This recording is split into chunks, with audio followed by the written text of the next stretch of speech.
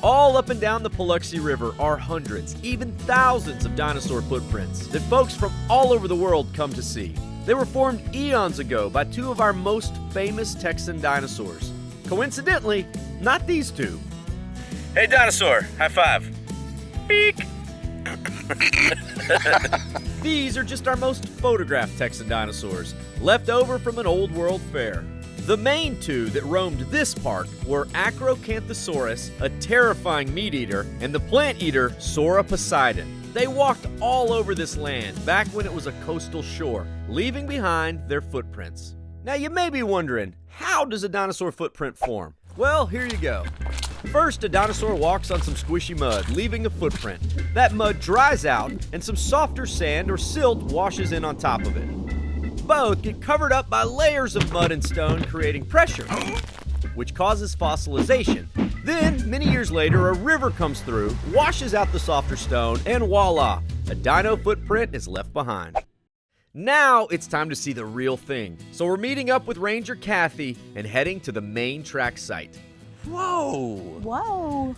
So Glen Rose is known worldwide for what we see right here underneath 6 inches of water. The best preserved dinosaur tracks in the world. Wow! And what's so cool about Dinosaur Valley and why we are so popular is that we're home of the Trackways, meaning this is a trail, a dinosaur trail, leaving one consecutive footprint after another.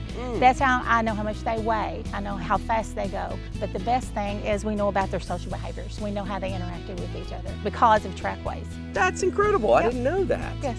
These tracks tell the story of a hunt, with an Acrocanthosaurus tracking its next meal. Now, I mentioned there were tracks all over the river, but to see some of the others, well, I need a costume change and to get wet.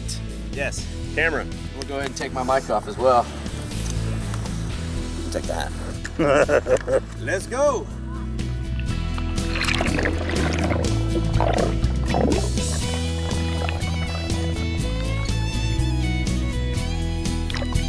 As you see by the shape, these are plant eater tracks. But just upriver, we find more meat eaters.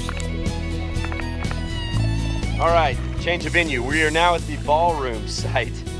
The riverbed is covered in dinosaur tracks. My goodness. That's his foot span right there. Big claws, longer than my hand is wide. They're even bigger than my head. This is just too cool, man. Like, this river makes this state park just like one of a kind. I mean, it would be an amazing state park even if it didn't have these dino footprints. But you put the two together, man, this place is just unbelievable. God, I love Texas. To see the full episode or to get info about how to visit this spot, trip on over to thedaytripper.com.